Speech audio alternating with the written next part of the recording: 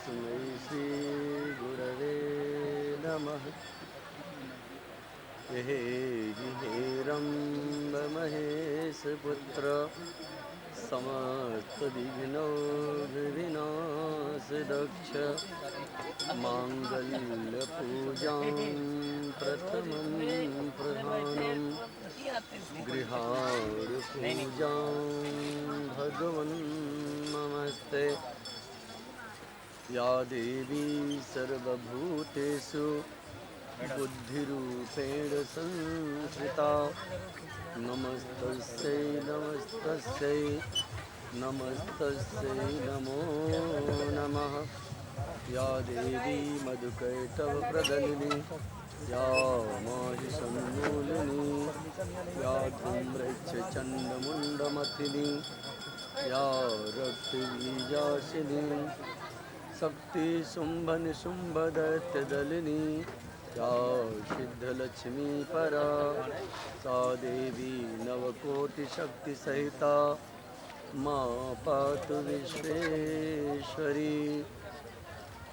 तद्विष्णुः परमं पदं सदा पश्यन्ति सूरयः दिवि चक्षुराततं नमः शम्भवाय च मयोभवाय च नमः शंकराय च मयस्कराय च नमः शिवाय च शिवतराय च कृष्णाय वासुदेवाय हरये परमात्मने प्रणतः क्लेशनाशाय गोविन्दाय नमो नमः। आपदाम् अपहर्तारं दातरं सर्वसम्पदां लोकाभिरामं श्रीरामं भूयो भूयो नमाम्यहं। रामाय रामभद्राय रामचन्द्राय वेदसे रघुनाथाय नाथाय सीताया पतये नमः। नीलाम्बुजविशामलकोमलाङ्गं सीतासमारोपितवामभागं पाणौ महासायकचारुचापं नमामि रामं रघुवंशनाथम्। अतुलितबलधामं हेमशैलावदेहं दनुजवनकृशानुं ज्ञानिनामग्रगण्यं सकलगुणनिधानं वानराणामधीशं रघुपतिप्रियभक्तं वातजातं नमामि। बोलो श्री सद्गुरु महाराज की जय। बोलो श्री आवर रामचंद्र भगवान की जय। बोलो श्री हनुमंत लाल महाराज की जय। बोलो श्री बांके बिहारी लाल की जय। बोलो श्री शंकर भगवान की जय। ओम नमः पार्वती पतये हर हर महादेव।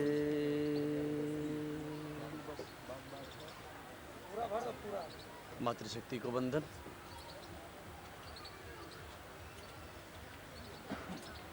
सद्गुरु के चरणों में अनंत कोटि नमन बंदन। पूज्य माता पिता के चरणों में कोटि कोटि नमन बंदन। भूदेव पृथ्वी के देवता ब्राह्मण देवता संत समाज साधु जन के चरणों में अनंत कोटि नमन बंदन। प्रकृति के कण कण में विराजमान उस परम तत्व परमात्मा के श्री चरणों में अनंत कोटि नमन बंदन। माता पृथ्वी के चरणों में कोटि कोटि नमन बंदन। सबके हृदय में विराजमान उस परम सत्ता को अनंत कोटि नमन बंदन करते हुए आज सत्र की तरफ आज नवम दिवस के सत्र की बेला में प्रवेश कर रहे हैं। भगवान की बड़ी अनुकंपा है जो आप सब यहाँ उपस्थित हैं। बिना भगवान की कृपा प्रसाद से कुछ भी प्राप्त नहीं हो सकता। तो भगवान की बड़ी कृपा है। आइए मन वाणी और जीवा को पवित्र करने के लिए थोड़ा भगवान नाम संकीर्तन करते हैं, फिर कथा सत्र में प्रवेश करेंगे। थोड़ी दिक्कतें हैं, सरकारी समस्याएं हैं, लोगों के हित की बातें हैं, इसलिए सरकार की बातें माननी तो पड़ेगी। नहीं मानेंगे आप में से किसी को भी कोई कष्ट हुआ अगर तो हमें अच्छा लगेगा क्या? किसी को कोई अगर पीड़ा हुई तो हमें अच्छा लगेगा? नहीं लगेगा ना। इसलिए जो सरकारी मान्यता है उसको निभाने के लिए जो भी बैठे थोड़ा 1 मीटर की दूरी कम से कम बना के बैठे। एक एक हाथ से ज़्यादा दूरी बना के बैठे, कोई नज़दीक ना बैठे। 1 मीटर का फैसला रहना। हाँ, कम से कम, जिससे भी भले ही कोई अगर जमीन आए में भी बैठो यहाँ चलेगा। तो आपत्ति न आए कि 1 मीटर की दूरी कम से कम है जो बैठे हैं लोग, क्योंकि 1 मीटर की दूरी रहेगी तो हमारे पास थोड़ा सा बोलने का अधिकार भी रहेगा। नहीं तो फिर अगर सटे रहेंगे तो ज़्यादा दिक्कतें होंगी, क्योंकि 4 लोग इकट्ठा होना भी बड़ा दिक्कत की बात है। सही, सब लोग भगवान नाम संकीर्तन करते हैं, और जब माइक नहीं होती तो क्या कथा नहीं होती? क्या होती है ना? आए दिन लगातार कथाएं चलती हैं, सत्यनारायण भगवान की कथा होती है, कुछ प्रवचन की बातें बताई जाती है, संत महात्मा बताते हैं। सुनते हैं तो उसमें माइक तो नहीं रहता, भाव वाले समझ जाएंगे, जो आनंद लेने वाले हैं आनंद तो लेंगे। भाई सब लोग गाते हैं साथ में मिलके अपने अपने आवाज़ में। आप लोग गाना, हम ज़्यादा जोर नहीं गा पाएंगे, माइक नहीं है, ये धीरे धीरे तो गाएंगे ना। राम नाम मणि दीप धरो, जीह दे हरि द्वार, भी तुलसी भी तेरे बाहिर, जो चाहसी उजियार। राम नाम जपते रहो, जब लो घट में प्राण, कबहु तो दीन दयालु के भनक पड़ेगी कान। जब तलक है जिंदगी फुर्सत नहीं है काम से, थोड़ा समय ऐसा निकालो, प्रेम कर लो राम से। जब जीवन में राम आ जाता है ना, तभी विश्राम मिलता है। जब तक राम नहीं है, विश्राम नहीं। आप कितना भी फटफटा लें, हमें बना लें, हम वो कर लें, ये उपलब्धि ऊपर इकट्ठा कर लें, लेकिन कुछ जुड़ नहीं सकता जब तक जोड़ने वाला नहीं है। लेकिन कापूस के धागे बनते हैं, मनवा की रुई होती है, कापूस के धागे बनते हैं ना, परंतु अलग अलग कापूस अलग अलग हो तो क्या उससे कपड़े बनेंगे? जब तक उसे जोड़ने वाला, इकट्ठा करने वाला, पुरने वाला नहीं होगा, वो किसी का तन ढक नहीं सकता। लेकिन कहीं जोड़ने वाला मिल गया तो सबके तन ढक जाते, अच्छे अच्छे वस्त्राभूषण अलग अलग रंग के, कलर के पहनते हैं ना। तो जोड़ने वाला राम है। जुटने के लिए हमें धागे बन के आना पड़ेगा, कापूस बनना पड़ेगा, लेकिन जोड़ने वाला तो राम है। और जब राम जुड़ा तो संसार में सब सुख, वैभव, संपत्ति, ऐश्वर्य, आनंद जीवन में आने लगता। तो चलिए हम सब राम की तरफ चलते हैं। कभी राम बन के, कभी श्याम बन के, चले आना प्रभु जी चले आना। कभी राम बन के, कभी श्याम बन के, चले आना प्रभु जी चले आना। प्रभु गणपति रूप में आना, प्रभु गणपति रूप में आना। रिद्धि साथ लेके, सिद्धि साथ लेके, चले आना प्रभु जी चले आना।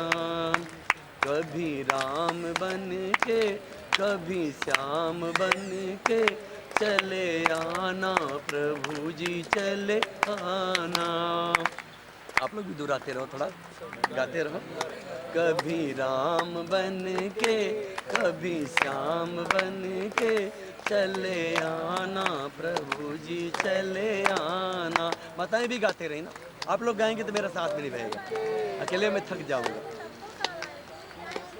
प्रभु कृष्ण रूप में आना, प्रभु कृष्ण रूप में आना। बंसी हाथ लेके, राधा साथ लेके, चले आना प्रभु जी चले आना। बंसी हाथ लेके, राधा साथ लेके, चले आना। हाँ, प्रभु राम रूप में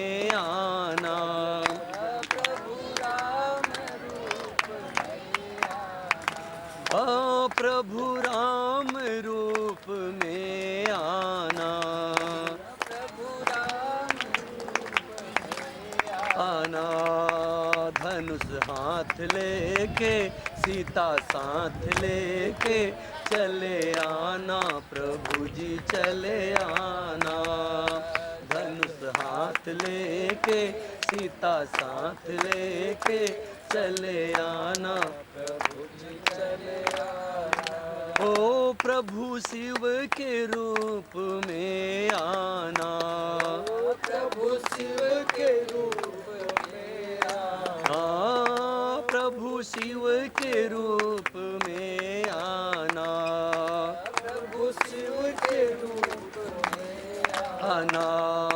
डमरू हाथ लेके शक्ति साथ लेके चले आना, प्रभु जी चले आना।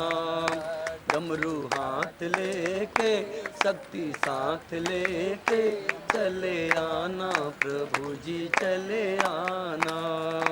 कभी राम बन के कभी श्याम बन के चले आना, प्रभु जी चले आना।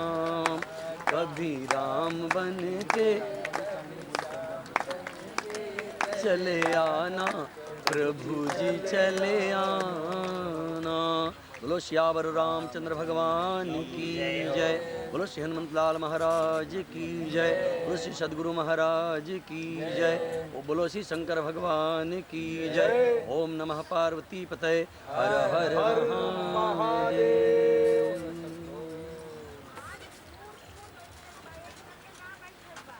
आवाज सुनाई पड़ रही है ना? सुनाई पड़ रही है? चलो सुनने वाले सुन ही जाएंगे। मेरी आवाज़ थोड़ी हल्की है लेकिन सुनने वाले सुन ही जाएंगे। कल हम सब ने कथा श्रवण किया। कल प्रभु राम ने मित्रता निभाने के लिए सुग्रीव का साथ दिया और सुग्रीव का साथ देने के लिए भगवान ने बाली का वध किया। कल याद है कथा? कल कहाँ तक पहुंची थी? भगवान ने बाली का वध किया।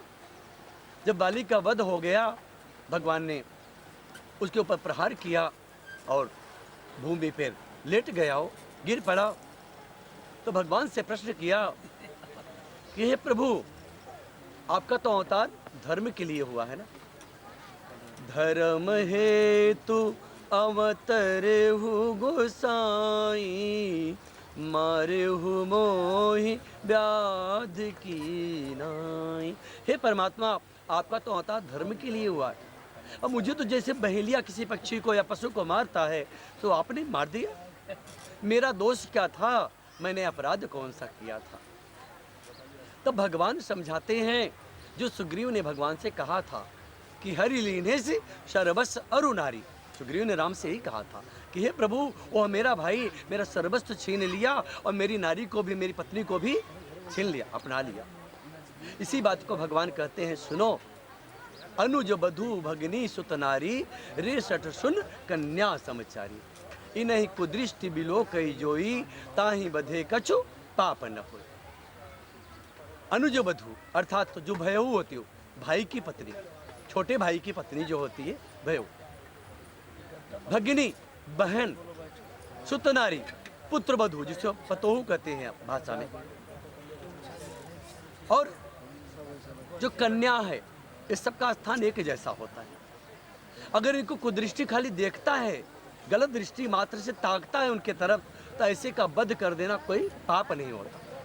कुकर्म करना, गलत सोचना, गलत करना तो बड़ी दूर की बात, गलत देखना भी उनके लिए हत्या कर दो, उनका कोई पाप नहीं लगेगा। यहाँ एक प्रमाण आता है, एक बात आती है। अबे हत्या किया गया, पाप नहीं लगेगा? जीव की हत्या हुई, किसी की हत्या हो गई, पाप लगता है ना? लेकिन कर्म एक सत्कर्म होता है, एक दुष्कर्म होता है। दुष्कर्म करने में हत्या जो किया जाए वो पाप नहीं पुण्य बनता है, और सत्कर्म करने में जो हत्या हो वो पाप बन जाता है। एक कथा आती है, दो बूढ़े हैं, वह बूढ़े अपना जीवन यापन कर रहे हैं। बुढ़ापे के सहारे के लिए लास्ट हिस्से में बचा रहे मेरे पास धन, जिससे लोग सेवा कर सकें, बचा के लिए रखे हैं धन। उनके पास कोई संतानें नहीं, वो दो बूढ़ी बूढ़ा एक कुटिया में रहते हैं। कुछ चोर पहुंचते हैं और धन के लालच में वो छीनना चाहते हैं, उनसे धन लेना चाहते हैं, लेकिन वो बूढ़ी बूढ़े धन अपना देना नहीं चाहते। भाई धन चला गया तो कौन पूछेगा, बुढ़ापे में भी कौन सहारा बनेगा हमारा, हमारा आगे पीछे तो कोई नहीं। धन के लालच में कोई सेवा कर सकता है हमारा, इसलिए बचा के रखें। लेकिन चोरों ने नहीं माना, उन लुटेरों ने नहीं माना, वो बूढ़ों की हत्या करके धन लेकर के चले गए। वो दोनों बूढ़े धराशायी हो गए, उनकी हत्या हो गई। ऐसा ही एक कर्म और होता है। एक अबला नारी है और उसका अपहरण करके कुछ दुराचारी दुष्ट व्यक्ति लेके चले जा रहे हैं।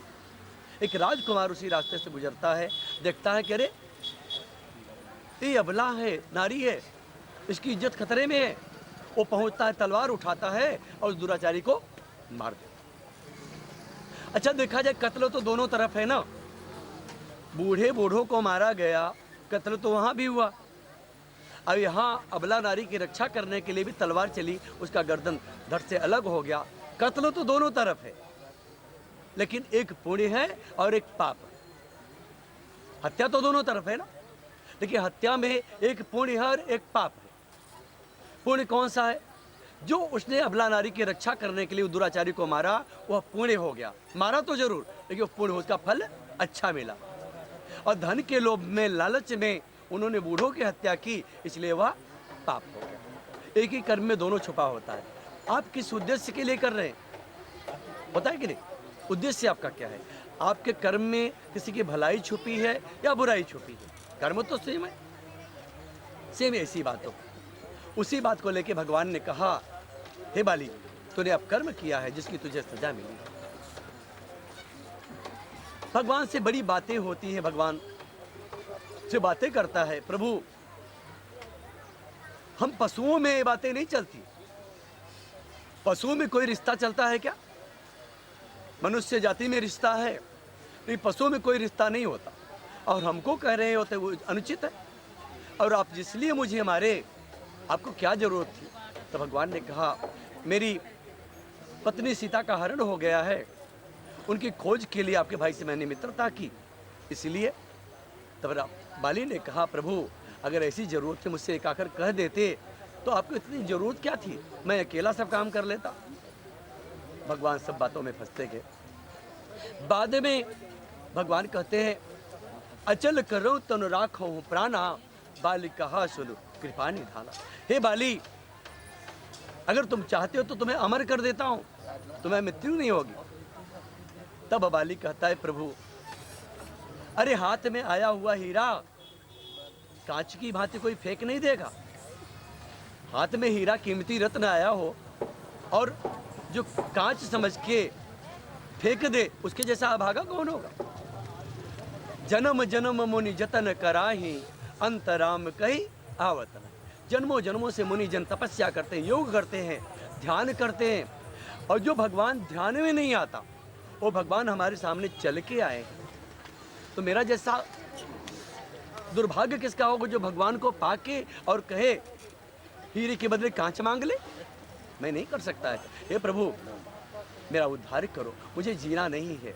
आप आ गए, सब कुछ मिल गया। मम लोचन गोचर सोयावा, प्रभु ने किया से कब बनी बनावा। ऐसा संभव नहीं कि भगवान दोबारा फिर मेरे सामने चल के आए। सो प्रभु मेरा उद्धार करिए। बाली का भगवान उद्धार कर ले। बाली जाते हुए मरणोपरांत वह बाली कहता है, प्रभु मुझे परम गति प्रदान करें, लेकिन साथ साथ एक बात मैं आपसे कहता हूँ, उस वादा को आप पूरा करना। प्रभु ने कहा, क्या करना है बाली? तब बाली कहता है, प्रभु मेरे भाई सुग्रीव का कोई भरोसा नहीं, जो भाई के लिए घात लगा सकता है, भाई को मरवाने के लिए ग्रुप बना सकता है, एक दूसरे की सहायता ले सकता है। अरे भाई जैसा कोई संसार में अपना नहीं होता। अगर भाई गया तो सब कुछ गया।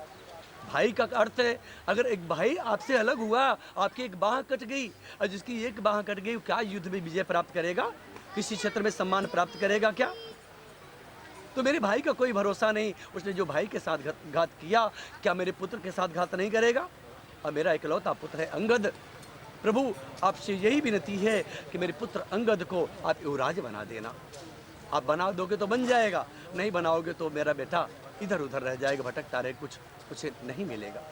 भगवान ने वादा किया और आज बाली परम धाम को जाता है। उधर सुग्रीव का राज्याभिषेक किया जाता है, सुग्रीव को राज दे दिया जाता है, सुग्रीव राजभार संभालने लगता है। इधर सुग्रीव का जो भतीजा है बाली का पुत्र अर्थात अंगद को भी युवराज बना दिया गया।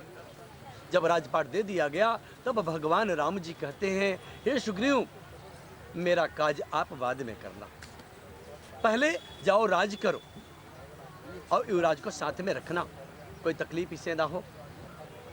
सुग्रीव कहता, नहीं प्रभु, मैं आपका पहले काज को मित्रता हमने किया है, और मित्रता जो किया है सो पहले आपका काज करो। आपकी पत्नी, आपकी भार्या का अपहरण हुआ है, आप दुख में हैं, आप संकट में हैं, राज तो है, राज कहाँ भाग जाएगा, लेकिन आपकी भार्या खो गई है, उनको लाना है, तलाशना है। तो भगवान ने कहा, हे मित्रता किया हूँ तो मुझे पहले निभाना आता है, बाद में तुम भी निभाना। लेकिन एक चीज़ है, ठीक है, मैं अभी सहायता तुमसे ले सकता था, लेकिन कारण यह है अभी वर्षा ऋतु आ गई है, बरसात, और बरसात के महीने में कहीं निकलना किसी काम के लिए उचित नहीं होगा। कब बरसात चालू हो जाए, कहाँ पानी भर जाए, कहाँ समस्याएं हो जाए, रास्ता गलत मिल जाए, इसलिए बरसात में कहीं निकलना उचित नहीं है। बरसात बीत जाने दो, फिर मेरी सहायता के लिए तत्पर रहना, याद रखना मेरे काम को भूलना मत, सीता की खोज के लिए तुम्हें जाना है। भगवान की आज्ञा पाकर सुग्रीव जाता है, राज करता है, साथ में युवराज अंगद भी उसके साथ रहते हैं। इधर भगवान प्रवर्षण गिरी पे 4 महीना वास करते हैं, वहाँ पे भगवान नाम जपते हैं। और जाप क्या करते हैं महादेव, जाप क्या करते हैं राम जी, ओम नमः शिवाय, ओम नमः शिवाय, ओम नमः शिवाय, ओम नमः शिवाय। सब लोग गाएं, ओम नमः शिवाय, ओम नमः शिवाय, ओम नमः शिवाय, ओम नमः शिवाय, ओम नमः शिवाय, ओम नमः शिवाय, ओम नमः शिवाय। आप लोग भी गाएं, आवाज़ नहीं सुनाई पड़ती, चलो ठीक है, गा नहीं पाएंगे ज़्यादा समय में। तो भगवान प्रभु जी हमारे ओम नमः शिवाय का जाप कर रहे हैं। भाभी हुई मेटी शक्र त्रिपुरारी, जिसका काम बिगड़ा हो, कहीं से काम कोई नहीं बनता हो, तब शिव की शरण में जाए और प्रभु राम को ध्यान में रख के, राम को पूज के शिव के शरण में जाए। राम को छोड़ के शिव के शरण में जाओगे तो कुछ नहीं मिलेगा, तो शिव भी नाराज हो जाएंगे और राम जी दोनों। और राम जी को लेके शिव जी के पास जाओगे तो शिव जी प्रसन्न हो जाए, शिव जी तो मदद करेंगे, राम जी भी मदद करेंगे, दोनों मिलकर मदद करेंगे, और दोनों तरफ से जब खुशियाँ आती हैं तो अपार खुशियाँ बन जाती हैं। ठीक है, तो ऐसे ही जब कोई विपत्ति आए, कोई कष्ट आए, समय विपरीत चल रहा हो, उस समय महादेव को ना भूले, क्योंकि जो काम कोई नहीं बना सकता वो महादेव बना देंगे। जिसका भाग्य रूठ गया हो, जिसका दुर्भाग्य चल रहा हो, जिसके ग्रह अनुकूल नहीं हो, जिसकी आयु क्षीण हो गई हो, जो मृत्यु सैया पे विराजमान हो गया हो, अब वो बचेगा नहीं, उसके लिए भी महादेव हैं। आप लोगों ने सुना होगा कि जब कोई संकट में पड़ता है, बीमार होता है, कोई रास्ता नहीं मिलता, डॉक्टर भी जवाब दे देता है, तो महात्मा साधुजन यानी ब्राह्मणों के पास जाओ तो ब्राह्मण एक उपाय बताता है, कहता है महामृत्युंजय का जाप कराओ, कहते कि नहीं। और महामृत्युंजय का जाप करने के बाद वह व्यक्ति प्राण संकट से उबर जाता है, मृत्यु के मुख से बाहर निकल आता है, उसके दुख दूर हो जाते हैं, उसकी आयु बढ़ जाती है। ये झूठ नहीं, अटल सत्य है, कभी झूठ मत मानना। बहुत बड़ा प्रभाव है महामंत्र का, ये जो महामृत्युंजय है। सो ऐसा भगवान जाप कर रहे हैं। धीरे धीरे 4 महीना बीत गया, अभी तो सुग्रीव गया, लेकिन 4 महीने ताकने तक नहीं आया, राजपाट में मग्न हो गया, ताकने तक नहीं आया, राम जी कैसे हो, कुछ खाए कि नहीं, कोई संकट तो नहीं, आप यहाँ पर्वत पर पड़े हो, हम राजमहल में हैं, पूछने तक नहीं आया। भगवान बुलाते हैं अपने अनुज लक्ष्मण को और कहते हैं, लक्ष्मण जाओ सुग्रीव को भय दिखा करके लेके आओ। सुग्रीव भी मेरा काज भूल गया, सिया हमसे दूर है, घन घमंड गर जतन घोरा, प्रियाहीन डर पत मन मोरा। भगवान माया दिखा रहे हैं, बता रहे हैं कि देखो लक्ष्मण, बादल गरज रहे हैं, घमंडी बादल गरज रहा है, अब मुझे देख के मानो मजाक मेरा उड़ा रहा, प्रियाहीन डर पत, मैं बहुत भयभीत हो रहा हूँ, और ऐसा करो कि जाओ उसे धमका करके, डरा करके सुग्रीव को ले आओ। और मेरी काज को भूल गया, आज लक्ष्मण जी क्रोधित होते जाने लगते, उसी बीच हनुमान जी को बीच में बुला करके राम जी कहते हैं, हे हनुमान जाओ, सुग्रीव को जना दो, नहीं लक्ष्मण जाएंगे तो अनर्थ हो जाएगा।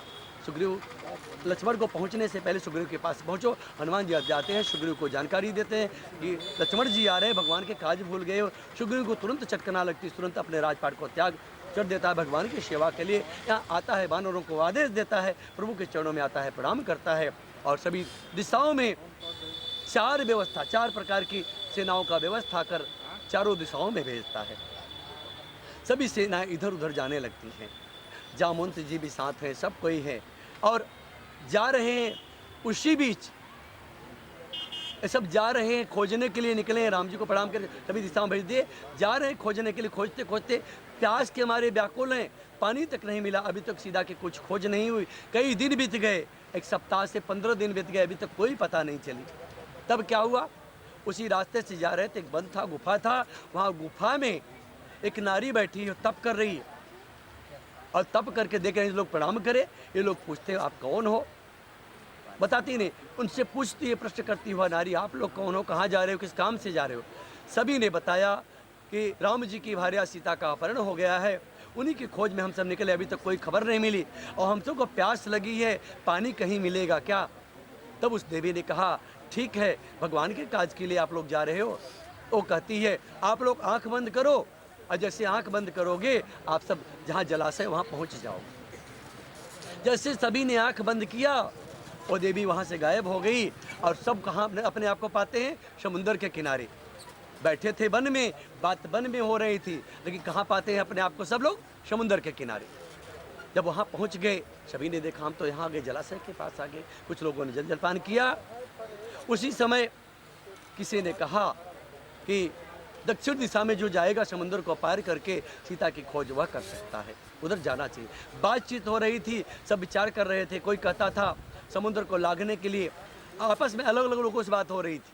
तो कोई कहता 30 योजन, कोई कहता 60 योजन, कोई कहता 70, 80, 90, कोई कहता 95 योजन पार करूँगा। लेकिन समुद्र 100 योजन चौड़ा है, लंबा है, और जब तक 100 योजन कोई पार नहीं करेगा, पार कैसे होगा। सब हार मान रहे थे। अंगद कहता मैं जा तो सकता हूँ, लेकिन लौटने में कठिनाई है, मैं वापस नहीं आ पाऊंगा। और जामवंत जी कहते मैं तो बूढ़ा हो गया हूँ, 95 योजन जा सकता हूँ, लेकिन 5 योजन का शंका है, नहीं गया तो फिर वही डुबकी लगाऊंगा, काम कैसे करूंगा। ये सब सोच ही रहे थे। तब तक जामवंत जी कहते हैं, अरे हनुमान जी तो बैठे हैं, राम काज लगित अवतार, भगवान के काज के लिए तो हनुमान जी का अवतार हुआ, हनुमान जी को मिला जाए। हनुमान जी के पास गए, हनुमान जी भगवान का नाम जप रहे थे। हनुमान जी जप क्या रहे थे, श्री राम जय राम जय जय राम, श्री राम जय राम जय जय राम, श्री राम जय राम जय जय राम, श्री राम जय राम जय जय राम, श्री राम जय राम जय जय राम, श्री राम जय राम जय जय राम। हनुमान जी राम जी का नाम जप रहे हैं। उधर जामवंत जी कहते हैं, अरे हनुमान ध्यान में मग्न हो, अरे तुम्हारा तो अवतार भगवान के काज के लिए हुआ है और तुम ध्यान में मग्न हो, एक काज तुम्हारे ही हाथों होने वाला है। काचुप साधि रहे हो बलवाना, पौन तनय बल पौन समाना। अपौन पुत्र हो, क्या चुप होकर साधना कर रहे हो भगवान के काज के लिए। राम काज लगतो अवतारा, सुनते ही भयो पर्वताकारा। जैसे बोले जामवंत जी, आपका तो अवतार ही हुआ है भगवान के काज के लिए, वैसे हनुमान जी पर्वत के सदृश हो गए, विशाल पहाड़ के समान दिखाई पड़ने लगे। यह देख सबको लगा कि अब कार्य तो हो जाएगा। लेकिन फिर भी हनुमान जी इतना विशाल रूप धारण करे और कह भी रहे कि संसार का कोई ऐसा कार्य नहीं जो नहीं कर सकता मैं, लेकिन आपकी आज्ञा क्या है, मुझे करना क्या है, यह सुन। तब जामवंत जी कहते हैं कि जाओ सीता जी का पता लगाओ और पता लगा के उनका खबर जनाओ यहाँ पे, और राम जी चलेंगे अपनी सेनाओं के साथ और लंका पे आक्रमण कर सीता जी को वापस लेके आएंगे। बस इतना ही आदेश देते हैं। आदेश पा करके अपने मित्रों को, बंधुओं को और जामवंत जी को प्रणाम कर हनुमान जी आज प्रस्थान करते हैं। बोले पवन सुत हनुमान की जय। प्रस्थान किए हनुमान जी, और जैसे प्रस्थान करते हैं समुद्र के किनारे, उसके पहले एक बात है, प्रस्थान के पहले एक बात आती है, जब तक आपस में चर्चा चलती है। वहीं पे एक गुफा में बैठा हुआ गिद्ध था अब गिद्ध देखा कि समुद्र के किनारे सब विचार कर रहे हैं, तो गिद्ध सोचने लगा कौन है और कोई पार नहीं होगा। उसे लगा बरसों से मैं भूखा यहाँ तड़प रहा हूँ। उसका नाम है संपाति, जटायु का भाई संपाति है। वो सोच रहा है लोग तो बचेंगे नहीं, सब यहीं मर जाएंगे और बरसों की भूख मेरी मिट जाएगी, आज मैं सबको खाऊंगा। यह बात सुन डर पे गिद्ध बचन सुन काना, अब भामरन सत्य हम जाना। सब लोग समझ गए कि जब गिद्ध ऐसा बोल रहा है तो कोई बचेगा नहीं और सब मर जाएंगे। तब तक हनुमान जी ने चर्चा किया, जामवंत जी ने चर्चा किया कि धन्य है वो जटायु जो भगवान के काज के लिए अपने प्राण निछावर कर दिए, और गिद्ध कहता मैं सबको खाऊंगा, आज मुझे मेरी पेट भरेगा। यह बात जब जटायु की बात सुना तो जटायु उसका भाई था, सोचा मेरे भाई को क्या हुआ, यह सोच वो पूछने लगा। तब सारी बातें बताई जाती हैं। तब कहता है कि मैं और कोई सहायता तो नहीं कर सकता, मेरे पंख जल गए हैं, उड़ नहीं सकते, लेकिन मैं देखूं तुम नाय गिद्ध दृष्टि अपार, बूढ़ भयो नत करते हो कछुक सहाय तुम्हार। मेरी दृष्टि तेज है, मैं बड़ा दूर तक देख लेता हूँ, सो मैं आपको बता के सहायता कर सकता हूँ सीता जी कहाँ है, किस दिशा में है। तब वह संपाति बताता है सीता जी यहाँ से समुद्र के दक्षिण दिशा में है, लंका में है और अशोक वाटिका में बैठी हुई है। यह मैं बताया। आइए बात सुन, हनुमान जी लंका की तरफ प्रस्थान करते हैं समुद्र लांघने के लिए। जैसे लांघने के लिए आगे बढ़ते हैं, सबसे पहले सुरसा नामक राक्षसी आती है और हनुमान जी का रास्ता रोकती है। हनुमान जी बड़ी प्रार्थना करते हैं, माता मुझे जाने दो, माता का खबर लगाने जाना है। बहुत समझाते, बड़ी विधि से, बड़ी प्रसंग है बड़े, लेकिन आज तो सब पूरा करना है, ज़्यादा नहीं विस्तार कर पाऊंगा। तो बहुत प्रार्थना करते हैं लेकिन वो नहीं मानती, कहती तुम्हें खा जाऊंगी। हनुमान जी ने कहा माता जाता हूँ, सीता का पता लगा के आऊँगा, फिर आपके मुंह में समा जाऊँगा, मुझे खा लेना आप। लेकिन नहीं मानती और मुँह फैलाती है। उसने जोजन भरते ही बदन पसारा, 1 जोजन 4 कोस लंबा ऐसा मुँह फैलाती है। हनुमान जी डबल हो गए, 2। अब जब 2 हो गए तो 16 जोजन की हो गई, हनुमान जी 32 की हो गए। इस ढंग से चलता रहा क्रम, लास्ट में 100 जोजन का मुंह उसने फैलाया। हनुमान जी छोटे से स्वरूप बना के उसके मुंह से बाहर निकल गए। हनुमान जी जाके खड़े हो गए सामने, प्रणाम किए, माता जो मैंने वादा किया था तुम्हारे मुंह में आऊँगा तुम खा लेना, मुंह से बाहर आ गया, खाना हो तो खा लो, हाँ आशीर्वाद दीजिए। माँ ने आशीर्वाद दिया, जाओ पुत्र तुम अपने कार्य में सफल हो गए, देवताओं ने जिसलिए मुझे पठाया था आप निपुण हो उस कार्य में, आपकी परीक्षा पूर्ण हुई। वहाँ से आशीर्वाद देती है। आगे जाते हैं हनुमान जी जब बढ़ते हैं तो लंकी वो समुद्र जल राशि से एक मिलती है जिसका नाम है सिंहिका, जो राहु की माता है। वह मिलती है रास्ते में, वह उड़ते हुए जीव जितने हैं जो भी आकाश मार्ग से जाता है उसको अपने भाव से खींच लेती है और उसको भक्षण कर जाती है जल में रह करके। अब ऐसा ही हनुमान जी के साथ छल किया। हनुमान जी ने तुरंत उस पर प्रहार किया, उसको मृत्यु दंड देके आगे बढ़े। बीच में मैनाक पर्वत मिलता है, वह बोलता है हनुमान जी ठहर जाओ। हनुमान जी बोलते हैं राम काज कीन्हे बिना मोह कहाँ विश्राम, जब तक भगवान का काज नहीं पूरा होगा तब तक मैं विश्राम नहीं कर सकता। ये मैनाक पर्वत है कौन, मैनाक पर्वत है कौन, उसको जानने की चेष्टा करना पड़ेगा। तो मैनाक पर्वत है, एक बार की बात है जब इंद्र ने हाथ में वज्र लिया और वज्र लेके, पहले पर्वतों के पास भी पंख हुआ करते थे, पर्वत भी उड़ते थे। आवाज जब ऐसा हुआ तो उस समय इंद्र के पास जब वज्र आ गया तो इंद्र ने वज्र से प्रहार किया और सभी पर्वतों के पंख काट दिए। उस समय पवन देव ने उड़ा करके उस मैनाक पर्वत को समंदर में जाके छुपा दिया था, इस कारण से बच गया। कोई सहायता के लिए कि भेजा गया, हनुमान जी की सहायता के लिए पहुँचे वहाँ। एक बार स्वागत के लिए मिश्रा जी आए हैं, सब लोग जोरदार तालियों से।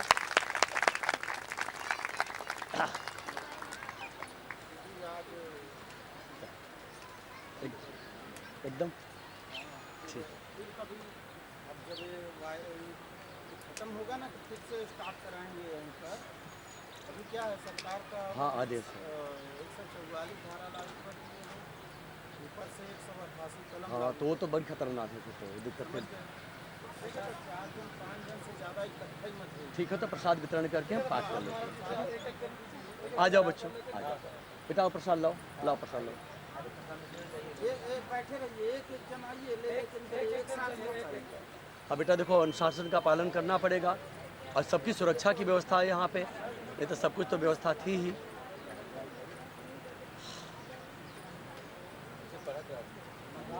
नहीं वो पाठ कर लीजिए, वहाँ पाठ हो जाए तो आपको परिक्रमा कर लीजिए। पूरा कर लेंगे। हाँ, मैं पूरा कर लूँगा आज तक आपको। किसी को अगर कुछ होगा ना तो फिर तकलीफ होगी, बाद में दिक्कत नहीं, आप लोग एक एक करके आइए ना। एक एक जन जाइए, एक एक जन जाइए, ले लेके निकलते रहिए। एक एक जन जाओ। और आप लोग घर पे भी एक बात ध्यान रखना, घर पे जाओ ना तो तुरंत पहले हाथ साबुन से धो डालो। आइए। कोई भी बच्चा आए तो हाथ साबुन से धो, या घर पे आपको कोई भी आए बाहर का आदमी, पहले सामने पानी और साबुन दे दो भाई, पाउडर वाला या वो ले लो डिटोल का, पहले आप साबुन से हाथ धो, फिर आप अंदर आओ। देखिए, देखो माहौल ऐसा है, कोई बीमार पड़ जाए तो अच्छी बात नहीं आप लोग है। हाँ, इस तरफ से निकल। या कहीं भी जाओ आओ मत। और चलिए। संडे के दिन 22 मार्च को तो घर में सुबह से लेकर रात तक निकलना ही है। 24 घंटा मतलब ये उधर आप लोग थोड़ा ध्यान दो। एक एक जन प्रसाद लो और घर पे जाओ, साथ में 4 जन मत रहो। साथ में 4 जन मत जाओ, तो 3 जन बैठा 4 जन, एक अलग-अलग। क्या करें, समस्या है तो उसको देखना पड़ेगा। सबकी सुरक्षा ही सर्वोपरि है। भगवान ने भेजा है तो भगवान का ही काम है, भगवान ही कर रहे हैं। हमें भी अच्छा नहीं लग रहा, क्या ये करें। बात पक्का है कि इतना सुंदर चल रहा था, आप लोगों का आशीर्वाद मिल रहा था। पूरी होगी और भंडारा भी चलेगा। लेकिन अगर परिस्थिति ऐसी आ गई है तो क्या करें। एक एक करके।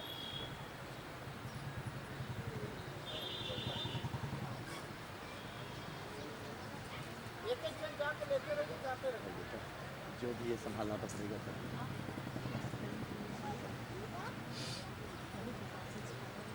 कुछ नहीं, फिर जल्दी यहाँ भगवान पंडाल आएंगे अवसर, फिर जल्दी अवसर आएगा। कुछ इसको तोड़ कर रखो। आइए आइए, आप लीजिए लीजिए।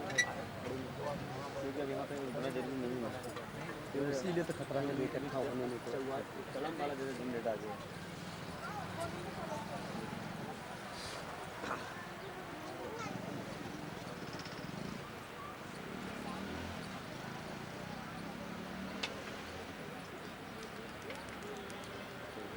बढ़िया कलर, फटाफट और बढ़िया निकले। हाँ, बातें तो अच्छा वाला ज़्यादा नहीं कलर। मजेदार सबका जो भी जगह और वो टीका बना दो, टीका। अरे टीका लाओ जरा सा लाओ।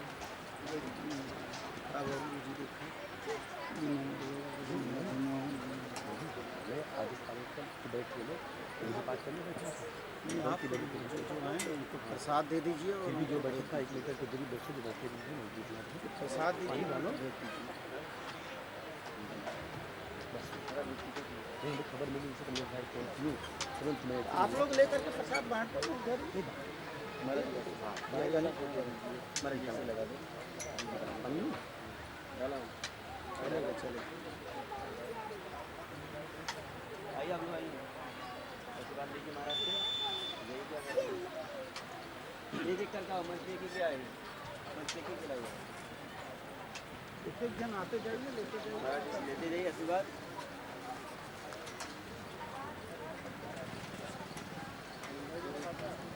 एक ही इधर वापस मत जाओ।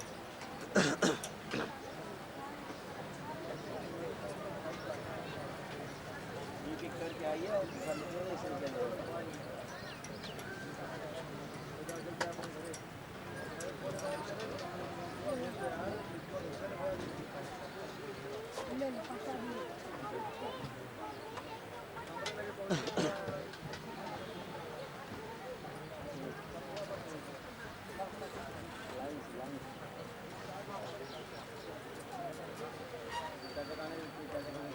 बड़ी दिक्कतें ही संभाल लीजिए आप लोग। नवरात्रि बाद फिर आनंद है। क्या करें, वही बातें हैं। अब किसी को कोई कष्ट हो तो अच्छी बात नहीं है। अभी हम लोग बैठे कल्याण के लिए, और कोई संकट में पड़ गया तो अच्छा नहीं लगेगा ना। और इसका इलाज भी नहीं कोई दिक्कत।